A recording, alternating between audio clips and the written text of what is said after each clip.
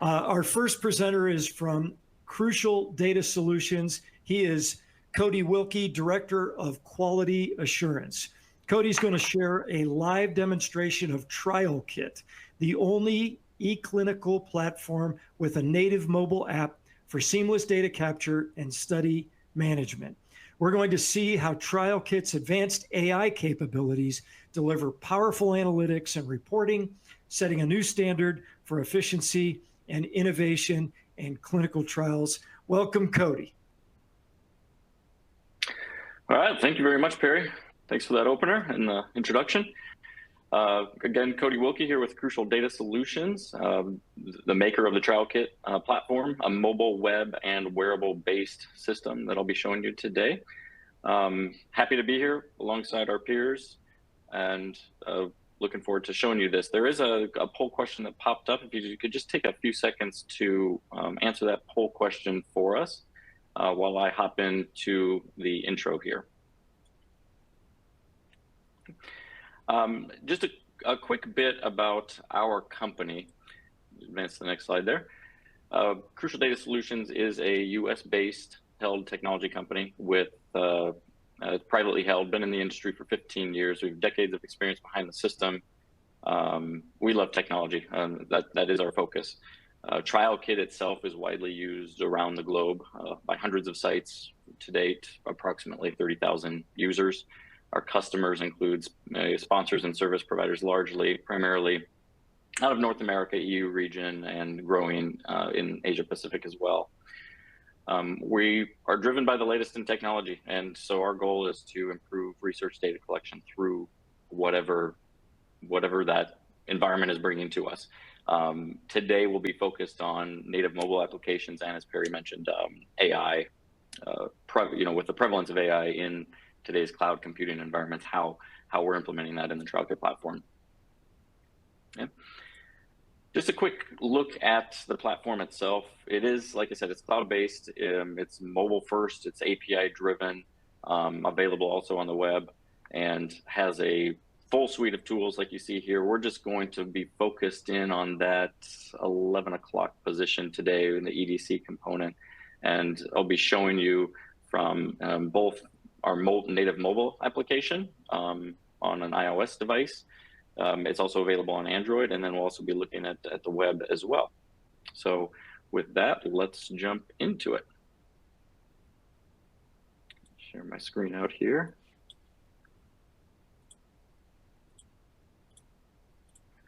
And so what you'll see right away on the screen, I think I'm sharing here, is I'm logged in on the web, and don't get too hung up on the content that you see. This is all just configurable content. I'm logged into a study right now. I can also pull up my tablet. I'm just reflecting my tablet here on the screen. TrialKit is used by both participants and clinicians, where they can log in, and I'll just quickly get logged in here as a study personnel. In my case, I'm logging in as an administrator, so I can have access to a full suite of tools here. Like I said, we're gonna look at some of the benefits that native mobile brings right before we jump into how ways that we're implementing AI. When I get logged in, the first thing I want to mention is it is a multi-cloud environment. So as I log in, I'm logged into this demo sponsor, but I can be, as a user, I can be part of any number of sponsors and studies. So I just have one place to log in, and I can quickly flip between those. In fact, if I do that here, just on the web browser, you can see it kicks me over to a whole separate study. Some AI reporting displayed on this particular homepage. Its own logos and color schemes. Get back to that one that I was in. Yeah. Form building is one of the big strengths of TrialKit. It's one thing our customers love, and so that's what I want to show you here. And I'm going to show you on a tablet because we really like mobile form building and the things that you can do on it. So I'm going to open up the form builder here and just show you an example. It's all a drag and drop, canvas environment. I can take objects and, move them, resize them. There's a toolbar along the left. For example, I could make this one a little bigger here if I wanted to. So it's kind of an artist canvas. I can make things as big. I can manipulate fonts and sizes and colors. there's a toolbox along the left that I can, drag out new elements. This is just an example of like an adverse event form, standard form that we're looking at, but you can also maintain form libraries. I'll drill into the form library for this study. I can pull up a separate, let's pull up, I think, this device testing form. This is kind of a neat one to look at as an example, where there's some dynamics built in where we're collecting timed testing of looks like some sort of a device, collecting some data on top of images like you see here, and I'll show you this within data entry so you can see how all this plays out. But it's all drag and drop, so I can grab groups of objects, I can move them around, resize them as I mentioned. If I scroll down here to create some extra space, just to show you an example of some other types of objects, data collection objects that we can put on a page and manipulate the properties of, things like scales, like you see here, a common like VAS scale. And again, the text and the actual scale can be manipulated within the properties. Collection of images or video media directly on a form is what the mobile environment brings about, because it's has a touch screen, so a little easier to manipulate scales with precision. And then the built-in camera that the devices have obviously play into the audio and video collection directly into a form, rather than needing to get that file on a computer and upload it there. So again, this toolbox just shows some of the neat capabilities of data collection that this tool brings about. Barcode scanning is another one, to just tap and open the camera and scan a barcode of a device or drug into a form. Okay. The way this looks ultimately in data entry is, if I'm going to now jump over to the subjects tab that's down here in my main navigation bar. And I get a list of subjects. If I do the same thing on the web, we haven't seen very much of this. I'll jump into the subject manager here, and I can open up the subject casebook here on the web as well. We get a visit schedule of things that are being collected across visits, and it's not a one-size-fits-all. There's dynamics built in. Certain visits or certain forms are collected based on parameters of each participant. The form that we were just looking at in the form builder, I can open up here on the web, or I can do it here on the tablet. Let's make sure I'm in the same subject, so I'm doing the same thing here. This lead testing form. In this case, there are dynamics. Notice there's a couple tabs up here, but as soon as I make a selection, now another tab pops up. Those dynamics could be within fields on the form as well. So in this one, we're just running some tests, some timers, so I'm not having to, have a stopwatch in one hand and manually enter numbers into another. So, we can run those numbers, and those get stored as values. Just examples of data collection on a form, and we're plugging in, this is just like an ECG. So I'm plugging in, numbers here on different parts of the profile, and saving data goes straight to the cloud. So now that form's been saved here, and I can easily, I could jump over to the web and I can see that it has been created right down here. Audit trails, of course, are all kept and maintained as compliance would require. So we can see all the information that I just entered. Okay. So there's a lot of intelligent workflows built in, of course, query management, and then the typical things you would expect of an EDC. From this view, I can see some forms have errors on them, others are complete without errors. If I drill into one like this, let's go to this demographics form here. I can see there's an open query there, that fired an edit check, and of course the query management's all built right in from either the web, or I could just be doing that from my pocket on a mobile app as well. And this works and scales just as well on a phone.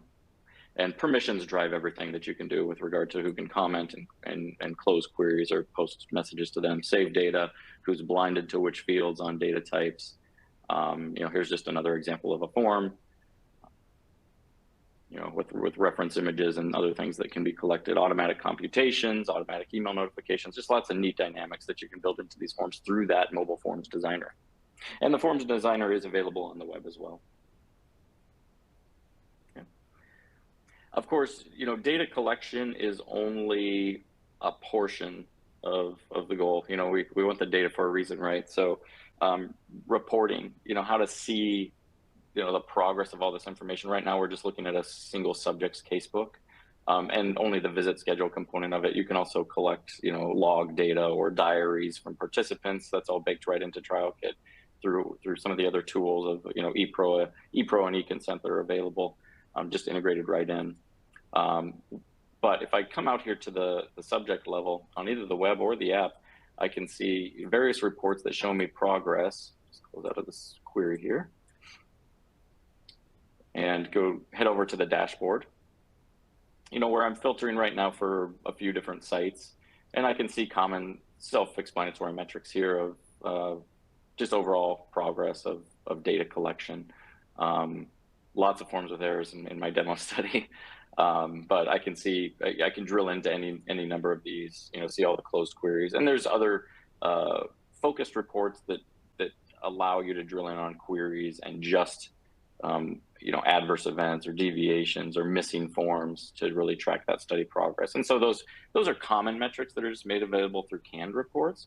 But what we've done with AI is kind of taken it to the next level where, we don't want to necessarily predefine reports for people. We want them to be able to just query the data and get what they need. So that's where the AI reporting comes in. Right up here at the top, there's a button to quickly access my AI intelligence engine. I'll pull that up. And it brings up a dashboard, and this is specific to me as a user. So I can manipulate this report. These examples you see here were just queries that I asked of the data at some point in the past. Through this tool at the bottom, I can open this up and I can just ask a question of something that I want to know today. You can see in the past I asked, give me a breakdown of, it looks like, adverse events by site, and it produces a bar chart for that. If I ask something new here, let's try something a little different, maybe more risk-based. For example, for each subject, what is the time passed between eligibility and the first adverse event that got recorded? I'll just dictate it there so you don't have to watch me type. So it's going to run through this, and this is always where I cross my fingers because sometimes AI does its own thing. It's just asking for confirmation here. Sometimes it'll do that. Make sure it understands what your question is. And now it's spinning through the data. And we can control, of course, what data it has access to administratively. So, maybe we don't want it to access audit trails or personal information. We can just turn it on to certain data sets. So here I might have not been, well, I guess I was specific enough, but maybe too specific. I might want to generalize this and break it down by site. So I can continue the conversation, but you can see what it produced here. It's giving me a time, the number of days from when a subject became eligible to when they first experienced their AEs, okay? And a description of that really breaks down what the visual chart that we're seeing above. Let's attempt to summarize that by site. So show me that as averages per site. So again, I'm in a single chat conversation here, just continuing that conversation.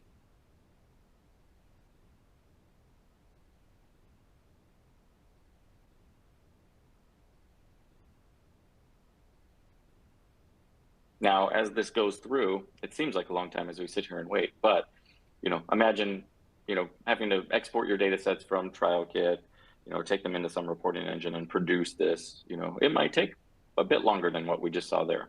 So now I've got that broken down by site. Now, if I want to see that as I could say, change that to a pie chart. And right now, these are just ad hoc queries that I'm making on the fly. I don't have to save these. Maybe I only care at one point in time, but if it's something that I want to see in the future, every time I log in, I can just throw that out on my dashboard. We'll let that one finish, but you can see this add to dashboard option. I can put it on my permanent dashboard so that I'm always seeing it, and I can get real-time, well, near real-time updates on that data. Okay, so there, that's updated. I'm going to put that on my dashboard. Put it down here at the bottom. I just want to see that front and center every day. Okay, so you can kind of see what's, and again, that's per user. So every user can manipulate their own, and those are all permissions that can be changed as well.